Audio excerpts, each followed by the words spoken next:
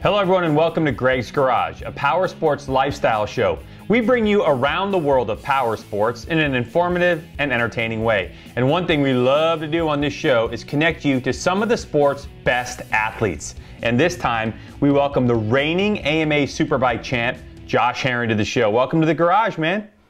Hey, glad to be here. I've been waiting a while, watching all your episodes, and I still haven't been able to get on. I guess that you only get to come on when you win a championship and go racing a world championship. Well, actually, you know what? It's funny you say that because you bring up a really good point. So the idea behind connecting people to the show with you and everything is that I have Nicky Hayden as my MotoGP guy, and Hayes, who was the reigning champ, as my AMA guy, and then of course I have Jared Mees, my flat track guy, and so on. So what I really want to do is make sure that everyone understands where you're headed next year, and that you're going to be an integral part of the show from this point forward. So before we do that, why don't you introduce yourself to some of the folks out there? Let them know who Josh Herrin is, where you live, where you're from, what's your age, and what's your racing experience. Well, my name is Josh Herrin. I'm 23 years old. I'm racing in the Moto2 World Championship this year. I won the 2013 AMA Superbike Championship, and so it's going to be a pretty exciting year. At the same time, really difficult. It's a lot different, the series that I'm going into, compared to racing in AMA. In AMA you have 5 to 10 fast guys from the country, from the United States. Well, whenever you go race Moto2, it's 40 guys that are the fastest guys in the world, all put in one class, and they're all on spec motors, so it's all the exact same motors. The only difference that we have is suspension, exhaust, and chassis. So the motors are, top speeds exactly the same. So it's really close. The last test that we went to, we were 1.2 seconds off one of the days. I was 21st from first, or 21st, and first place was 1.2 seconds off. So it's really tight racing, but it's exciting.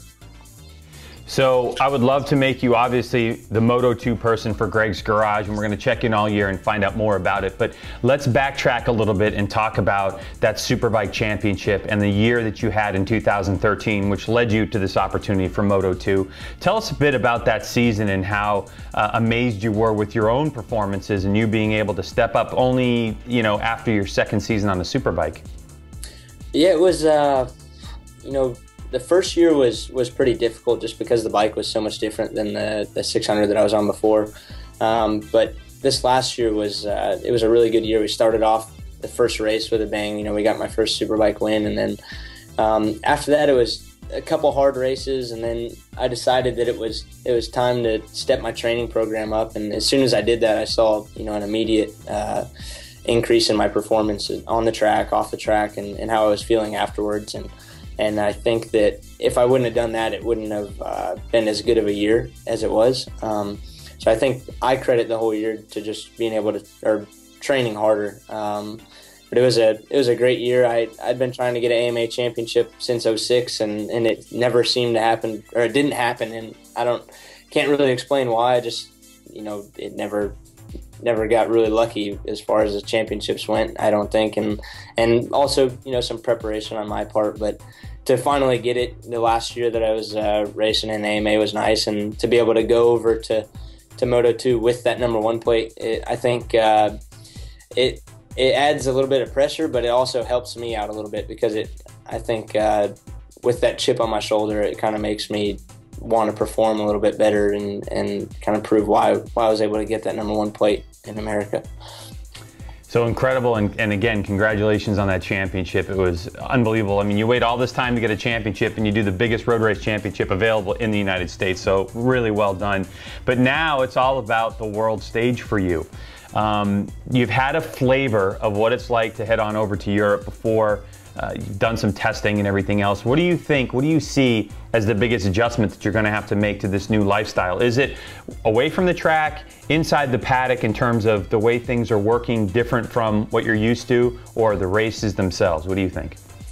I think the biggest thing for me is going to be adjusting to the lifestyle and the travel. We've only done, we've done 3 tests now, 4 tests, or 3 tests in 2014, and I was gone for 18 days. I just got home Friday night, a couple nights ago, and it was pretty difficult to be gone that long. It doesn't seem that long, and it's like, why is it difficult? You know, you're getting to go travel all over and stuff. But for me, I like being at home. I like being around my family. So that's going to be the hardest part for me, is just being gone.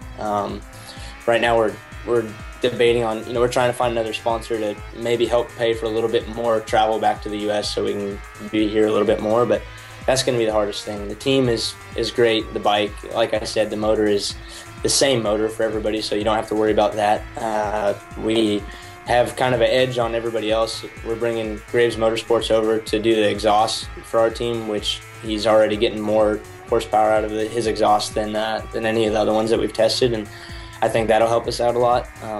Like I said, the team's great. They all speak English, which helps a lot. If I was going over to, say, Spanish or Italian team, I know that would make it a lot more difficult. You know, everybody in the paddock is really cool. I think I've heard that from most of the riders that I know that raced over there, and everybody welcomes you and they want to, you know, hear your story and stuff. I think I've only been over there once, like I said, and we already have a couple guys coming back after Austin to come hang out and ride Supermoto at my house. So it's turning out to be pretty exciting already, and everything's just getting started. We'll hit the brakes on the Josh Herrin interview for now. He was gracious enough to spend over 14 minutes chatting with us, so we wanted to break it up into 2 parts. The second part will air in a couple of days. He has some good information about where he's going and how testing has gone so far. If you're watching us on the YouTube channel, please hit subscribe. We post exclusive content up there from time to time. Follow us on Facebook. It's facebook.com/Greg'sGarageTV. On Instagram, we're at Greg's Garage. And if you want to follow me personally on Twitter, it's at Greg White. You want to see all the shows, everything we've ever done? Simply go to gregsgaragetv.com and click play. That's all you need to do. Thanks so much for joining us, and we'll see you next time for part 2 with Josh Herrin. See ya.